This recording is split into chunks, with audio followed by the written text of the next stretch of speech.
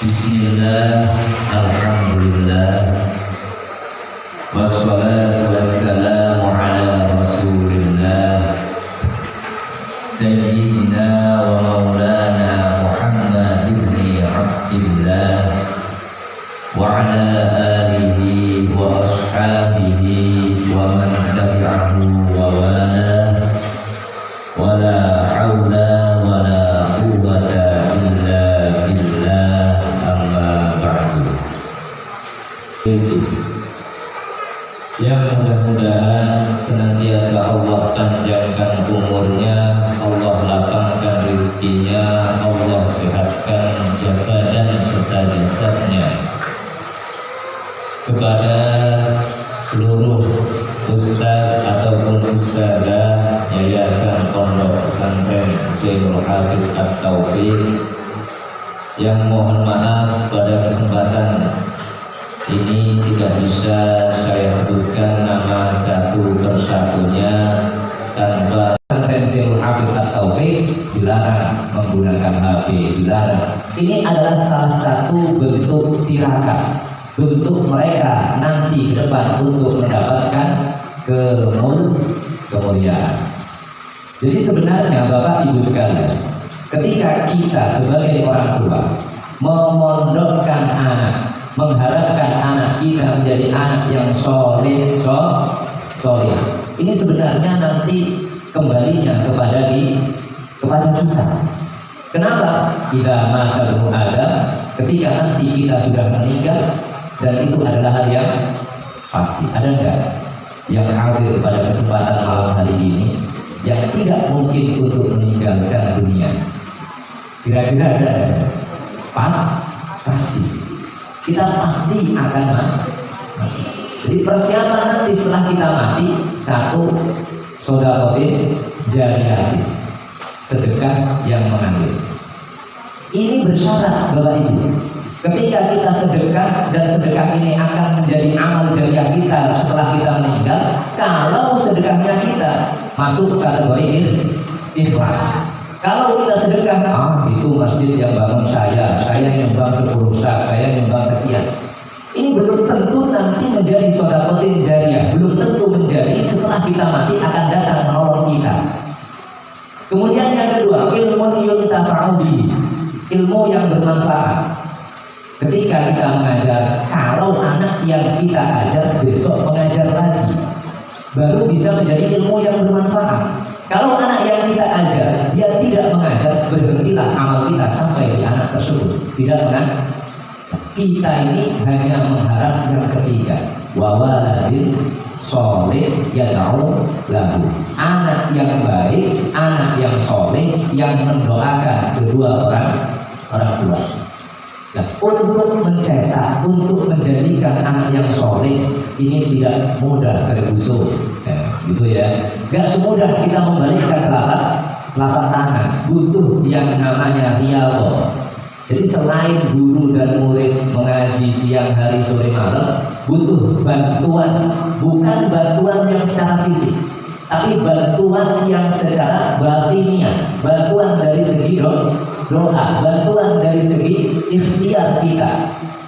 Makanya dulu saya masih ingat betul ibu saya ketika saya mondok, itu setiap hari kelahiran saya, ibu saya ini puasa.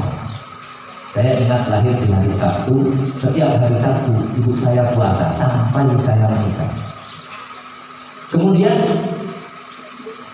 hal tersebut ketika saya masih di pondok, ini alhamdulillah, walaupun tidak secerdas teman-teman lain, tapi berbagai bentuk macam hafalan enak sekali dihafalkan. Artinya kalau guru saya mengatakan, kalau kamu nanti punya anak laki-laki, maka yang mentirakati, yang meriyadhahi, yang berkuasa ibunya, yang mendoakan, sering mendoakan ibu. Tapi kalau nanti anakmu perempuan, yang berkuasa, yang sering mendoakan harus ayahnya. Saya sendiri sampai detik ini belum tahu persis apa rahasianya. Kenapa kalau anak laki-laki kau harus ibunya, dan kalau anak perempuan harus ayahnya. Alhamdulillahnya saya anak 3 laki-laki semua, jadi saya tidak pernah puasa itu.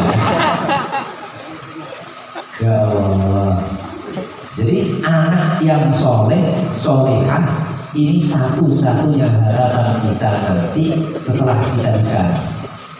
Ketika kita mengamalkan atau mengandalkan amal kita sendiri, Bapak Ibu, coba apa yang bisa kita lakukan nanti setelah kita masuk dalam satu tanah, kecuali doa dari anak. Mungkin orang lain, tetangga, kerabat bisa mendoakan kita, tapi doa dari anak ini tidak ada bandingannya dengan mereka. Logikanya begini, ya.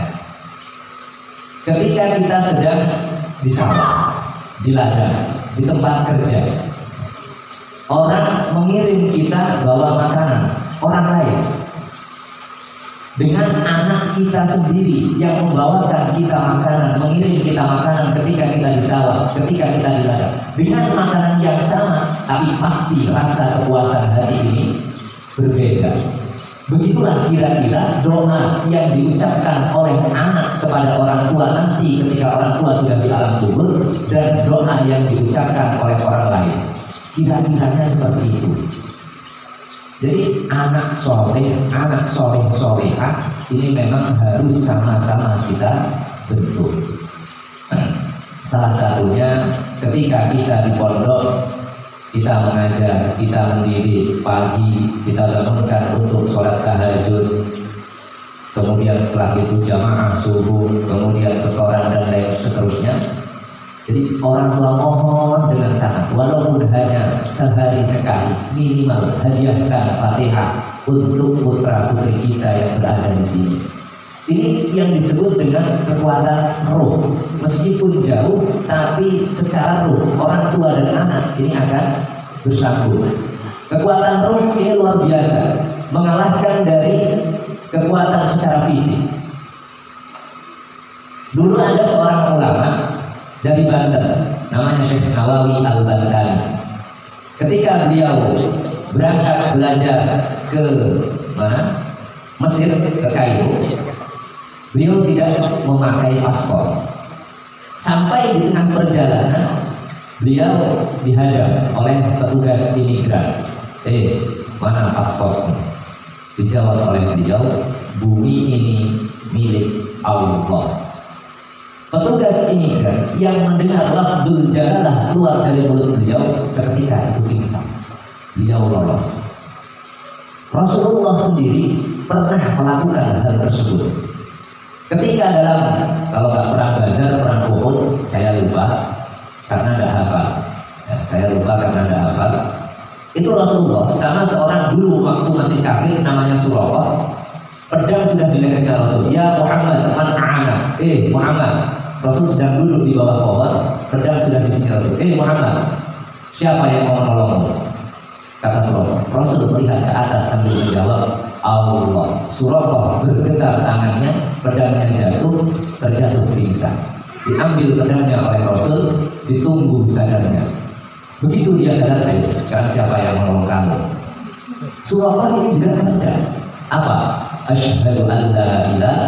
Orang kalau sudah masuk Islam, haram darahnya, haram hartanya, haram harga dirinya. Sama Rasul, pintar kamu masuk Islam, aman, gak jadi dibunuh. Ini Rasul.